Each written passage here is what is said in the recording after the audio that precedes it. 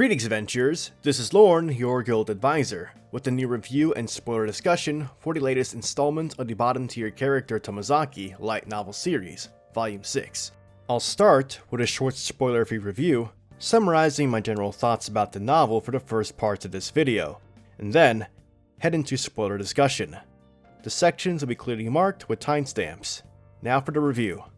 Bottom-tier character Tomozaki Volume 6 is written by Yuki Yaku, with illustrations provided by Fly, translated into English by Winifred and published by Yen Press. There's one word that can describe the majority of this volume: fun. The tense situation within the classroom concerning Erika and Tama has been resolved, and the tone of the novel has switched to a much more positive note as the school festival approaches. Having grown up in the United States, it's hard not to be envious of the environment that these school festivals seem to have in these stories. While reading through this volume, I couldn't help but have a big smile on my face for the majority of my read.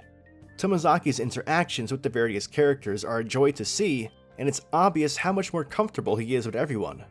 The shift in focus has moved from Tama in Volume 5 to Tomozaki's new assignments from Hinami, and they push him to use the skills he has built up over the course of their previous 5 novels to accomplish them. He takes on new responsibilities and finds ways to truly enjoy himself and work towards what he wants while doing so. It's made very clear that Tomozaki has come a long way since the beginning of the story in terms of conversing with other people and being genuinely happy utilizing his developing social skills. Though, he's also given another assignment from Hinami in which he has to decide on how he feels about certain characters, and arriving at these answers ends up challenging the very core of his being, making for a truly emotional conclusion to the novel. As with the past installments, there is a good amount of attention brought to the usual regulars of the story, and it's satisfying seeing how much both Yuzu and Tama have grown from the past 2 volumes. Fuka is also taking small steps in her own way, and it's a joy to see her development. Despite a generally small page count for the volume itself, Yaku-sensei has kept up his expert management at giving all the prominent characters a good amount of screen time, and their scenes flow and weave naturally into the story, nothing feeling out of place. From Mizusawa's playfulness, Yuzu's determination, Tama's bluntness, Miyumi's energy, Take's enthusiasm, Gumi's laziness, and Fuka's calming and innocent presence, everything about these characters is on full display. To me, these characters have already evolved from mere faces in a story to friends I truly enjoy spending time with. That must be why reading through this series seems to fly by so fast, which is often to my dismay, as I just want to keep reading more and more about these characters I've come to love. One thing I really appreciate is Mizusawa's role in this volume. I've expressed before that he's one of my favorite characters in this series, probably number 2 on my list behind Fuka. Over the course of the series, Tomozaki has gotten closer and closer to Mizusawa, and it truly feels like they are great friends. It's extremely refreshing to see a male character who isn't the main character have this much focus and be so integral to the story, especially in this genre. That's not to say that I only like Mizusawa because he goes against the norm. Like the other characters, he's slowly changing himself, and in this particular volume, he's exactly the type of person that Tomozaki needs to have as a friend. The scene that these two have together near the end of the volume is one of my favorite moments in the series, and it was truly a role only Mizusawa could fill. Hinami delivers a type of ultimatum that Tomozaki must decide for himself, and through various clues placed throughout the volume, it may be somewhat predictable to see where the story is heading, but predictable does not inherently mean boring or disappointing. Even when the story goes through what may seem like a familiar pattern, it is the execution that matters, and this is something that Yaku-sensei excels at. From the presentation of the scenes and how Tomozaki's internal thoughts are displayed, the story manages to captivate the reader's attention while also providing a unique take on familiar elements. Needless to say, my heart was vigorously pounding towards the end of the novel, not being able to put it down, and when the climax hit, the book commanded my absolute attention until I reached the end. Also, I don't want to forget to praise Fly's artwork in this novel, providing a great variety of gorgeous illustrations featuring the various characters. Naturally, my favorite of the bunch is the insert color illustration with Fuka. Fly draws her perfectly, effortlessly depicting her fairy and angel-like qualities. Volume 6 achieves a great balance of showing off the wonderful cast of the series and just how far Tomozaki has come as a person, as he also endures an emotional self-reflection. It is truly another turning point for Tomozaki as a character, and I look forward to seeing how he'll address the challenge that awaits him. The conclusion of the novel promises a great change for Tomozaki, and it provides a lesson I believe can resonate with a lot of readers. After how the novel ended, it's going to be a really hard wait for the next part of the story. This is without a doubt my favorite installment, tied with Volume 3. Maybe I'll make a true decision after a reread. And that ends my spoiler-free review of Volume 6, so if you haven't read it, go ahead and get to it now before you dive into the spoiler discussion. Thank you for checking out the review, and I hope you'll return to watch the rest. Now let's dive in. Now naturally, I really want to talk about the ending of the novel because it was such an emotional roller coaster, especially if you're heavily invested in Fuka or Mimimi, but I'll be doing my best to highlight what I thought were the most interesting parts of this volume in chronological order. If you skipped the general review, know that Volume 6 is now my favorite volume of the series, tied with Volume 3. What can I say? I like turning point novels, and depending on how Volume 7 turns out, it might end up being my absolute favorite. Anyway, let's go back towards the beginning of the novel. One thing I appreciate is that Tomozaki decided to ask Hinami why she went overboard when she dealt with Erika last volume. Turns out that Hinami is capable of anger. However, this ends up shocking Tomozaki because he thought he had a pretty good read on Hinami's character, a character that was completely logical and prioritized efficiency. It also seems like a perfect parallel to when Hinami thought she knew how Tomozaki as Nanashi would act, thinking he was just like her, but just like Tomozaki, that was a preconceived misconception. It feels like we're still far from discovering what made Hinami the way she is, but we're getting small hints and clues here and there. She admires Tama's strength and got angry when Erika threatened it. Again, like I said in Volume 5's spoiler discussion, it seems Hinami may be projecting herself onto Tama, almost as if she's trying to protect a part of herself she threw away. Yuzu continues her pursuit in trying to change and improve herself, and it's really a joy to see. She's really come a long way from Volume 1. She was able to stand up to Erika, take charge during the sports tournament, and now she's volunteering as the chair for the school festival. I honestly feel that if Tomozaki never intervened in her life and told her that she could change, she wouldn't be where she is right now. It's really inspiring how Tomozaki is able to inspire others to change and grow as people while he's working on himself. And as I'll discuss later on, this is a quality of himself he disregards in his own personal assessment of his worth. And speaking of Yuzu, this is a part of Hinami that continues to make me uncomfortable, and it's her disregard in respecting Yuzu and Nakamura's relationship. It reminds me of Volume 1 when she presented Yuzu as an option for a romantic interest to Tomozaki, despite Tomozaki pointing out that Yuzu clearly liked Nakamura. He even called himself Cupid's arrow for the two. I can understand Hinami's viewpoint that not all high school relationships last forever, and having options if things don't work out can be a good thing, but it's still strange that Hinami still presents Yuzu as an option for Tomozaki here, especially after everything they went through with Volume 3 and 4. Though maybe it's not surprising, given how Hinami controlled Yuzu and Nakamura like puppets to make them unintentionally hit Erika where it hurt. In any case, I really like Tomozaki and Yuzu's current relationship. Good friends who support and tease each other. Though I really hope Yuzu gets the chance to tease Tomozaki about his love life at some point, given all the crap he's been giving her about Nakamura. I've been wanting to see a reaction to Tomozaki's relationship to Fuka, but it looks like depending on how things go, we may see that teasing involve Mimimi. After Tomozaki is instructed to make an Instagram and conduct his photo quest, I actually stopped reading to write a quick prediction of what I thought might happen at the end of the volume. I wasn't spoiled on anything about the volume itself other than the fact that it leads off on a type of cliffhanger, and what I wrote down was this. Tomozaki plans to ask out Fuka, but Mimimi confesses as a cliffhanger. Wasn't too crazy of a prediction considering that Mimimi is on the cover. And honestly, it wasn't too far off the mark, but the Fuka and Tomozaki scene at the end was definitely different from what I imagined. Anyway, I'll get back to discussing those events later on. I really like the whole concept of the photo quest, but I could definitely see where it might have caused some problems and give some of the characters the wrong impression, mainly Mimimi. I think Hinami knows exactly what she was doing when constructing these assignments. Jumping to the scene with Fuka in the library, I found Tomozaki talking about Tama and Hinami with her refreshing. I really wonder how much Fuka really knows about Tomozaki's relationship with Hinami. I remember back in Volume 3, when she told Tomozaki to treasure the relationship he had with the person who filled his life with color. Just how much does Fuka suspect or know? It's nice seeing that Tomozaki is getting more familiar with Nakamura's group.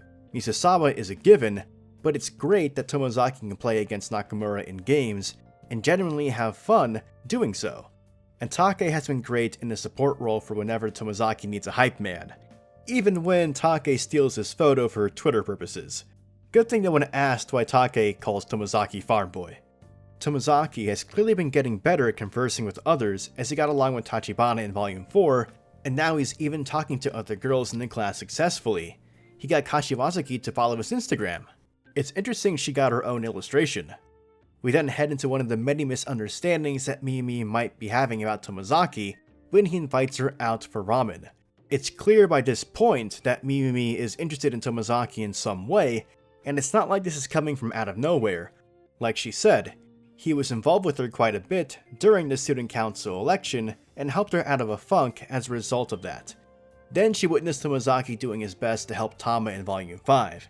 It's also a good thing to note that it's been 6 months since Tomozaki has started his transformation, ample time for possible feelings to develop. Tomozaki is being daring because of Hinami's assignment, and it definitely was setting Mimi the wrong impression, especially when she already had been expressing some interest in him. This plus many other factors lead to Volume 6's ending. Going back to Fuka, I love that Tomozaki already knew that Fuka was going to ask him to read her stories, seeing how much he was struggling to ask. It's a throwback to Volume 1, when he had to reveal he never read Andy's work, so he couldn't read her writing back then. But now things are different, and he truly is a fellow reader of Andy's books. And yes, I desperately wanted someone to spot the two of them eating together at the cafeteria. Mostly Yuzu so she has some teasing material. The scene is filled with the usual fantastical imagery that Tomozaki uses to describe Fuka, and it ends with him complimenting the final story, the unfinished one she mistakenly gave him to read. Little did Tomozaki know, but he basically gave Fuka the greatest compliment that he could possibly give her. It's no wonder she had tears in her eyes. One of the reasons I liked Fuka so much is because I've had interest in writing in the past, and I'd be ecstatic if someone told me that my writing gave them the same feeling that the work of my favorite author did. Tomozaki gave the perfect answer and he didn't even realize it. And it wasn't a response he prepared, it was just his honest feelings. And yes, the second that Tomozaki suggested they do an original play, earlier in the story, I was hoping this would lead to Fuka being responsible for it, and that's exactly what happened here. We got to see Tomozaki use the skills that Hinami taught him to achieve his own personal goals, which is exactly what he wanted to show Hinami. This is how he was enjoying life, doing what he wants, rather than looking for ways to live optimally and efficiently. I found it interesting that Hinami frowned when Tomozaki said he didn't do this as a way to overachieve. Was she annoyed that Tomozaki was starting to prove his point? Then Tomozaki asked her the big question. Just what was Hinami's motivation to turn Tomozaki into a top-tier character? Why spend all this time and effort? Hinami tried to give off the excuse that she just wanted to prove her way of living was right, but Tomozaki, much like myself, wasn't buying that. Taking all the time to make these assignments and lecture Tomozaki on life is a crazy amount of effort just to prove a point to a supposed bottom-tier character. Tomozaki, more and more, is trying to find out what makes Hinami the way she is, but I feel like we still have a long way to go before she becomes the main focus, based on where the story is at the moment. After Fuka is officially the playwright, Misasawa makes a comment implying he understands what's going on between Tomozaki and Fuka, and later on in the volume we'll discover that Tomozaki seems to be purposely avoiding what Misasawa expects. Interestingly enough, Mimi responds to this as well, but with a flat tone, obviously sensing competition when it comes to her feelings for Tomozaki. It's even noted that she was watching Tomozaki as he looked towards a smiling Fuka. I know this is a terrible joke and I feel bad for making it, but it seems like Mimi is coming second in everything, huh? Fuka was really onto something when she mentioned that people will feel pity for the loser when she and Tomozaki are talking about the ending to the play. Tomozaki's venture with Misasawa at Gumi's school festival was incredibly fun. It's really cool just to see the two of them hang out, even though Tomozaki is in very unfamiliar territory. Not only is Hinami teaching him, but now he has Misuzawa as an instructor regarding picking up girls. I think Tomozaki did surprisingly well when he took a picture of Misuzawa. Who knew that Hinami's assignment would help make the encounter with a few girls go more smoothly? Of course, Misuzawa could probably turn any situation into a positive one. Misuzawa had an interesting perspective with having part of his reasoning for picking up girls was to make himself appear more likable and valuable to Hinami. I guess that is one approach if Hinami is as cold and calculating as she seems to be. If hooking up with Misuzawa would work in her favor, it's likely she would do it. I'm really curious about Hinami's past relationships if she's even had any. Gumi is as lazy as ever, but it'll be interesting to see what she thinks at Tomozaki's school during his school festival. I wonder who she'll end up meeting and interacting with. Also, Tomozaki, don't be afraid of being charmed by Misuzawa. You don't have to be a girl, the man is just pure cool. I wouldn't mind the Misuzawa and Tomozaki ending, though that's probably not happening. Naturally, I absolutely adored the cafe scene between Tomozaki and Fuka when they were discussing the play. It's really cool to see Fuka so passionate about something that she'll be working alongside the class with. She's really come a long way, from the reserved girl we once knew, taking small steps at a time. It's beautiful seeing how well Fuka and Tomozaki are when supporting each other. From Fuka picking Tomozaki back up from the dark in Volume 3, and Tomozaki inspiring Fuka to take small steps forward as she tries to color her world. It reminds me of Volume 5 when Tomozaki said he wanted to fight alongside her in life. I appreciate the subtle touch behind the context in taking the photo with Fuka, because with the other photos, Tomozaki was taking them as part of his assignment, but for Fuka he offered an additional reason. He really wanted to capture the moment. Unlike the other photos, Tomozaki placed a personal desire into this one. I mean, hey, who knows if angels can be captured on camera?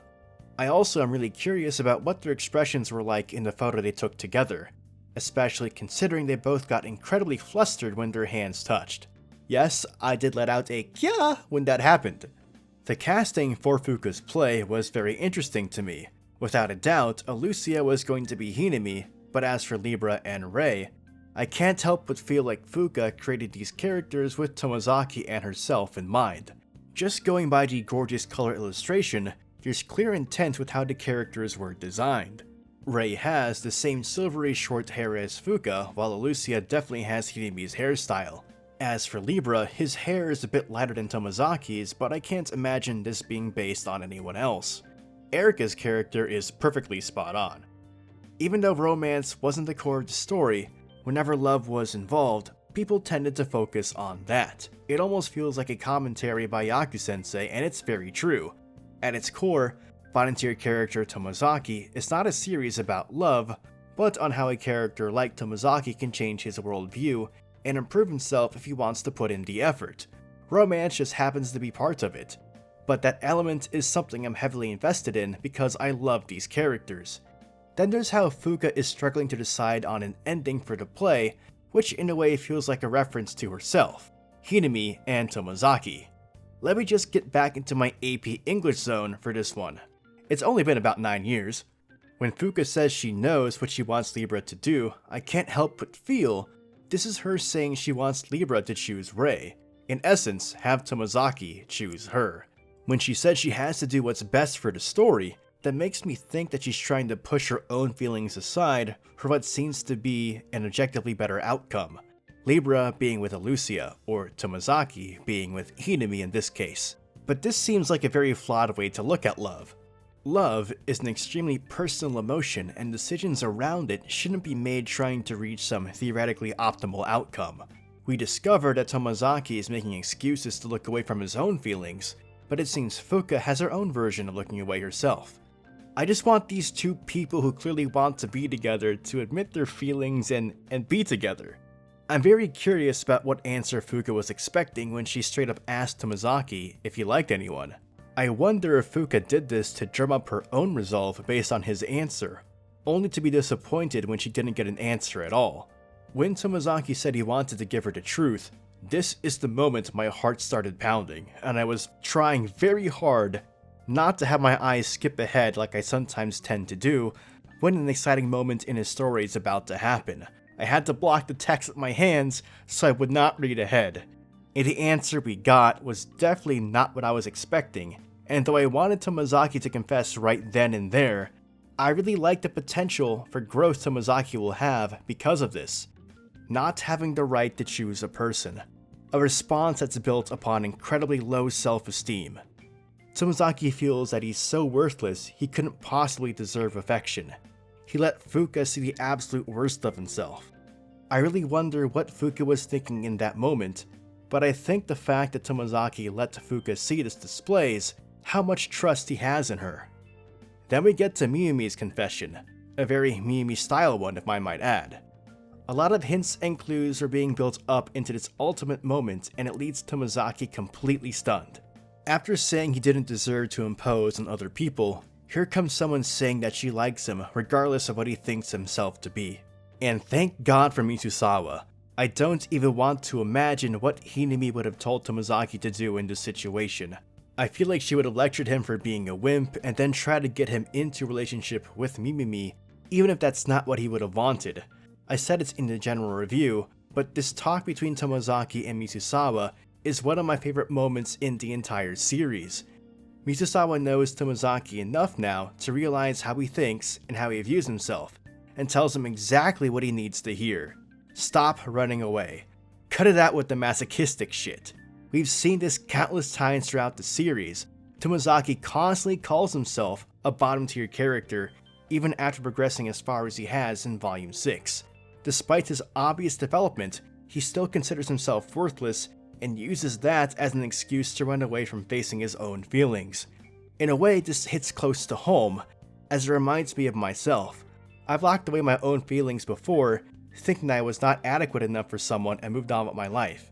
It's a bad place to be, and like Mitsusawa has been saying, be confident. I feel like the end of this novel was written in a way to specifically tease me, as it has Tomozaki reflect on himself, knowing he was running away from the truth the whole time. Yaku-sensei is trying to throw us for a loop when he has Tomozaki describe his interactions with a character that could only be Fuka, and then immediately mention Mimimi at the very end when Tomozaki had to come to terms with what recently transpired. I'm sure these are two separate things and that the first part definitely referred to Fuka, but I can't help but panic. I mean, who else could he be referring to when he mentions the strange feelings he gets from the smallest interactions or conversations, and also her shy expression? That could only be one person. Fuka Kikuchi. There's a reason why anytime Fuka is in a scene, she's always described in the most flowery imagery Tomozaki can muster. He mentions melting due to her eyes multiple times, and he's afraid he might lose himself in them if he stares too deeply into her. And this just gives Volume 3 even more context.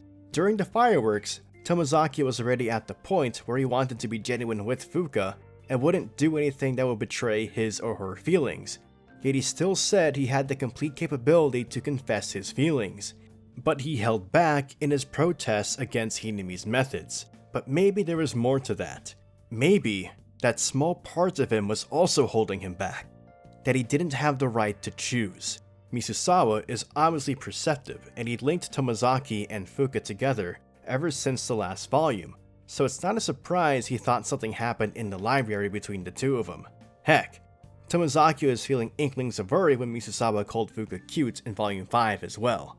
It's funny how it should be obvious that the person that Tomozaki likes is Fuka, but I can't help but bring back all these past events that lead up to that conclusion as a way to validate myself.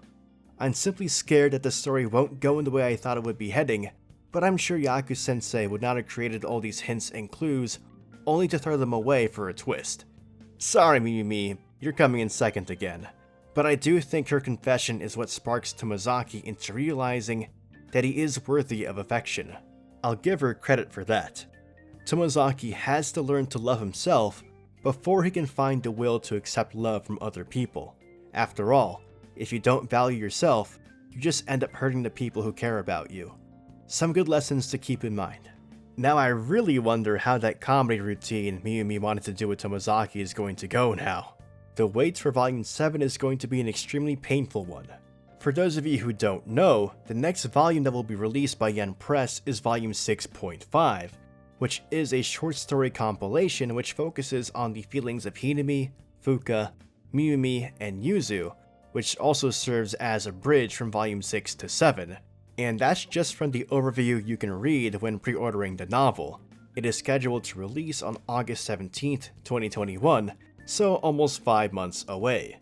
Volume 7 would come after that release, and it has no currently planned date, but I expect it to be 3 to 4 months after 6.5. I'd say the optimal time to release it would be in December since that's when the novel is also taking place, but that's just so far away.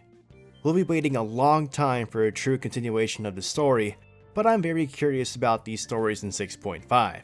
I'm incredibly interested in Fuka and Miyumi's stories if they are supposed to take place during Volume 6. I have no idea myself because I don't like looking ahead into releases and getting spoiled. One other thing to remember is that because these stories are focusing on particular characters, we likely won't be told the story from Tomozaki's perspective. We've actually seen a bit of Miyumi's narrative voice with the short story in the back of Volume 5, but I'm very interested in reading the stories told by Hinami, Fuka, and Yuzu if they're going to be told in first person as well. That pretty much wraps up the main points I wanted to discuss from Volume 6, but I'm sure there are things I skipped over that are worth discussing. So if you have any particular favorite scenes or just comments about Volume 6 in general, feel free to post your discussions in the comments. And remember, I don't want any spoilers for future novels in the comments section. I especially don't want to see people disguising material from future novels as spoilers pretending that they are theories. I think I hate that even more than just straight up spoilers. Not only are you spoiling content, but you're trying to make yourself look good while doing so. It's a bottom tier move, so please don't do that. I absolutely adore this novel and this series in general, so I hope you treat all fans of the series with respect as we experience the story naturally, free from spoilers. Anyway, I can't wait to do a review on 6.5 when it comes out in August. If you'd like to see more light novel based content, please like the video, subscribe to the channel, follow me on Twitter, and join my Discord. This is Lorne, your guild advisor, signing out. 渦を巻く雨雲から差し込んだまっすぐな強い